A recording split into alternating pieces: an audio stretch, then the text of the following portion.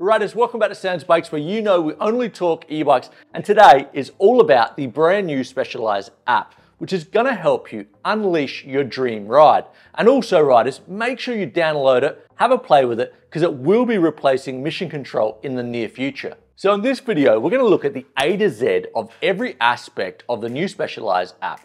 And more importantly, some real key words like shuttle and responsiveness and what they actually mean out in the trails. So what is the new Specialized app? Well, it's been designed to be your one-stop shop for before, during, and after your rides. So you can tune and set your bike up for that ride, how much range you want. You can also record your rides, very much like Strava, but loads more data. You can also lock your bike after your ride, and also it will monitor and let you know when your bike needs to be serviced. Yes, riders, there's a lot to unpack here, so let's get into it. But first, a massive shout out to Quadlock, the long-term sponsor at Sam's Bikes. And right now, riders, 30% discount off absolutely everything on the Quadlock shop. All you have to do is go to quadlockcase.eu and check it out. And riders, if you're watching this video a little bit later, don't worry. Link in the show notes, we have a 10% discount all the time for you legend riders. So now it's onto the new Specialized app. And first up, we're gonna have to download it. And it is the Specialized app, and it does have a black icon, not a red icon like it did have before in Mission Control. So don't get confused with that. And also, riders, it's my time to chime in and say, don't be lazy out there. You do have an amazing Specialized e-bike. Definitely download the app, learn how to use it, because that's a major point of difference between Specialized e-bikes and other e-bikes on the market. So now the application is downloaded, we quite simply open it up and we're met with sign in or join Specialized. Now I'm going to sign in because I joined Specialized a couple of years ago. And riders, that's a good point. If you have been using Mission Control in the past, it has the same email and the same password. So now we're logged into the Specialized app, and you'll see on the homepage, we've got the Kenevo SL, and clearly we want to connect the Levo Gen 3. So we quite simply go to the top left, which I'm calling the garage page or the bike page if you're lucky enough to have a few turbo e-bikes. So you click on that, and then you go add bike, and you will see WSBC and a few numbers after that. You want to click on that icon and number. It will think for a few seconds, and then Bob's your uncle. It will connect to your bike. It will also rename that bike the Levo S-Works Carbon. Now, let's have a quick overview of the homepage and then go into each page and how they work. So the homepage, in the top left, we have my bikes, or what I like to call it, my garage. And then we've got a nice photo of the bike, which is a nice feature. And then on the right top, we have rename bike, disconnect, and remove. And that's obviously where you disconnect or rename the bike.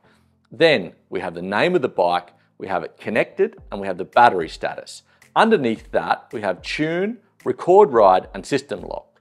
Underneath that, we have bike status, bike settings, tune, display settings, security, ownership, and service. And then right at the bottom, we have the main navigation menu, which consists of bikes, record, rides, and more. And in any page you are on in the Ride app, this menu at the bottom will stay there. So it's kind of like a quick way to get to the home screen or to any other page you want to access quickly. So let's check out Tune, my favorite part about the new Specialized app.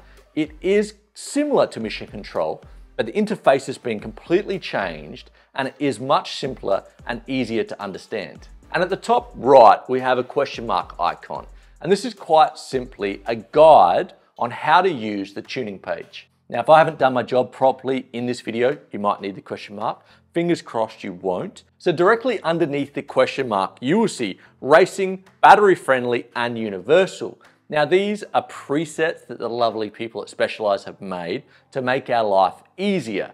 And if you're doing racing, obviously you're going to get the most power. If you're getting battery friendly, you're clearly going to get the most range. And universal, well, this is the one that we universally probably use the most. But if you want to get your hands dirty and do a bit of tuning yourself, it is super easy. Underneath the preset, you're going to see a graph. On the y-axis, you've got motor power. On the x-axis, you have ease. And on that graph, you will see Eco, Trail, and Turbo. It is really easy and intuitive to use, so let me explain it. First off, on the y-axis, we have motor power. Now, motor power is calculated from 0% to 100%. So let's say we've got turbo at 100% motor power. Now, let's also say we are tuning the Levo Gen 3, which has a Bros Mag S with 90 Newton meters of torque. So if you have 100% motor power, you are going to be accessing the 90 Newton meters of torque, so the full power of that motor. And on the flip side, if you had the motor power set to 50%, you would actually be accessing 45 Newton meters of torque from the Bros Mag S. And this is perfect because I use this, I sometimes set the Bros Mag S to 60 or 65% because that's going to give me more range if I'm doing long days out in the saddle. And then on the x-axis, we have ease, which is also calculated in 0 to 100%. And ease is a little bit harder to explain, but basically, the higher the percentage, the easier it is to pedal the bike. Now let me give you an example. I love to use my Levo Gen 3 in the trail assistant with 100% motor power and 40% ease. Now what does that actually do out in the trail? So I've got the motor power in 100%, so it's allowing me to access the full 90 Newton meters of torque, and then the ease at 40%. So it actually uses the motor power, my power, and I can actually get up to the full 90 meters of torque. For me, it's a perfect way to get some exercise and the bike's not doing all the work. And then underneath the graph, we have Shuttle. And again, it is measured from 0 to 100%. Now, if you had Shuttle at 100%, it means the amount of watts or pressure you need to put on the pedals to make the motor turn over is very minimal. And on the flip side, if you have it on 0, the amount of torque or watts that you need to put on the pedals to make the motor go is a lot more. And now what that gives you in the real world is if you have it closer to 0 on Shuttle, you have to put in more work yourself, but it has resistance. So it actually feels like you're pedaling a bike, and at 100%, it feels more mechanical and definitely a lot easier to ride. And lucky last in the tuning, responsiveness, which is quite simply how fast or how responsive the motor accelerates. Now, I'll give you 2 examples of where this is handy. Example 1, if you are riding up a fire road that's not too steep and you're not having much problem with traction, then you can have responsiveness at 100 and it will be great. But if you are riding up a steep single track and you are having trouble with traction, you want to play around with responsiveness, maybe bring it back to like 40 or even 50 and just see if you are getting a bit of wheel spinning and having trouble with that traction, just bring it back a little bit and play around with it.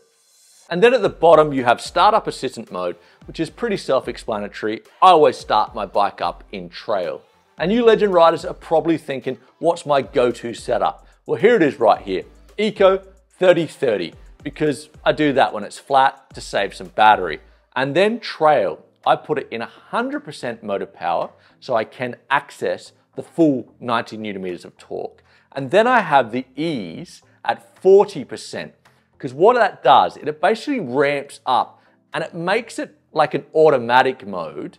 And I find that that is the best setting for me. And I'm in that setting, I would say about 90% of all my riding.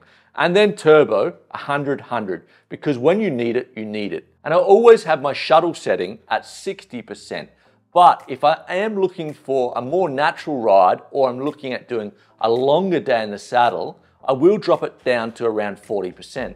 And responsiveness, I find around 60 is great for me. And as I said, I always start up in trail. So now you've got your bike fully tuned, but make sure when you're out in the trails, you get your cadence right, because all the full powered turbo e-bikes and the SL e-bikes really like to be in cadences around 80 to 100 RPM. That is going to just be the most efficient way to ride your e-bike. So now we're finished with the tune page. We hit bikes, which takes us back to the home screen. And now we're going to head into record ride.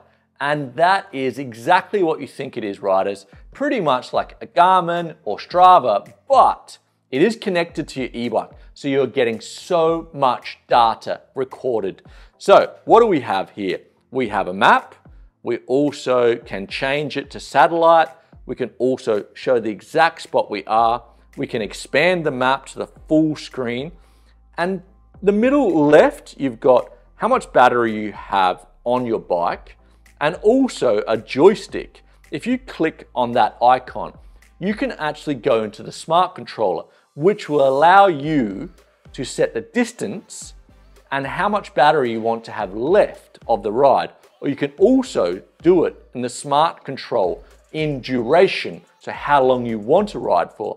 That is super cool, and I have used it a few times when I wanted to do epic long rides. And below that, we've got moving time, distance, average speed, elevation gain, average rider power, and bike battery. So that's pretty impressive, but there's more. Let's say you don't want the average speed. You can actually click on the icon and then you can select, let's say I want average cadence. You can do that. You can actually go in and customize every parameter inside the ride part. So as you'd see, riders, it's all there. I would definitely give it a go because it really is so interesting to see all that data about your ride and what actually you did with the bike. And now let's head into the system lock, which is the newest feature. And if I'm honest, riders, I didn't think I'd use this that much, but I have been using it a lot. And how I've been using it is, after the ride, we do generally go and have a couple of beers at the pub.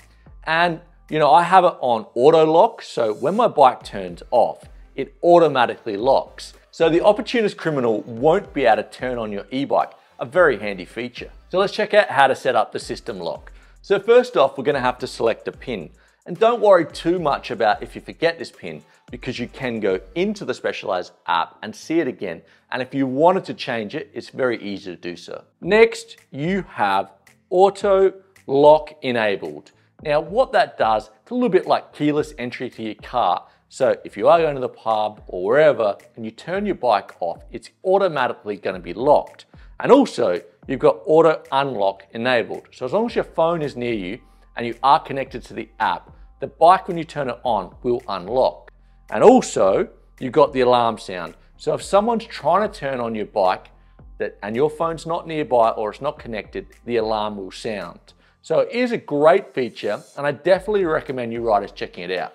And also, riders, don't worry if the phone goes flat, because you can manually unlock your bike using the bike's remote. Now let's go into the bike status page. And this one's pretty self-explanatory. It tells the health of the system, how many charges your bike's had, the battery capacity, and how many Ks you've done. And at the bottom, there's an advanced diagnostic area. So now we're going into bike settings. And we have bike name, remote, if you want it to beep or not. And then we have battery charge limit. Now what that does is it actually charges your battery to 80% for 9 charges, and then on the 10th charge to 100%. Now, if you're not going to use 100% of your battery on your rides, this is a good idea because it's going to keep your battery healthier. And underneath bike settings, we've got tune. We've already been through that. Now we've got display settings. And display settings is really cool. This is where you can customize all the screens for your Mastermind. You can also add screens or take them away and really, set the bike up exactly how you want it. You can also set it in a stealth mode, which basically means you're not going to be able to see anything on the screen and it's just you and the trails. Underneath the display settings, we've got security, which you've already been through. And then we go onto the ownership page, which is again very self-explanatory. This is where you register your bike. And then we have services, which is really handy. So it will keep track of all your previous services. It will also let you know when you're due for another service, and it will also help you find a retailer. Okay, legend riders, I hope you're still with me. Now we're on to the lucky last, the main navigation menu, which has bikes, record, rides, and more. So we've got bikes, which is the home screen. Then we've got record, so that will quickly take you into recording your ride. And then you've got rides, and this is all the history of your rides. And if you click on one of those rides, it gives you so much information, riders. It gives you obviously all the information of the ride, and then it analyzes how much power you used from the rider, from the motor. There really is so much data. I definitely recommend you checking that out. And now we're on to the last page, the more page, which I say it's kind of like the settings. So we have About Me, where you can change parts about yourself. You have connected apps, that would be where you connect to Strava or Komoot or Garmin. And then you have units, you can change the units. You have Support Center and Contact Us. And there you go, riders. That is my look at the Specialized app. I know there's a lot of detail there. So if there's something you don't understand, just hit me up in the comments. I love to help. And riders, I cannot express enough. Get out, try it, use it, make the most out of your turbo e-bike, and you know it, we're gonna see you next week.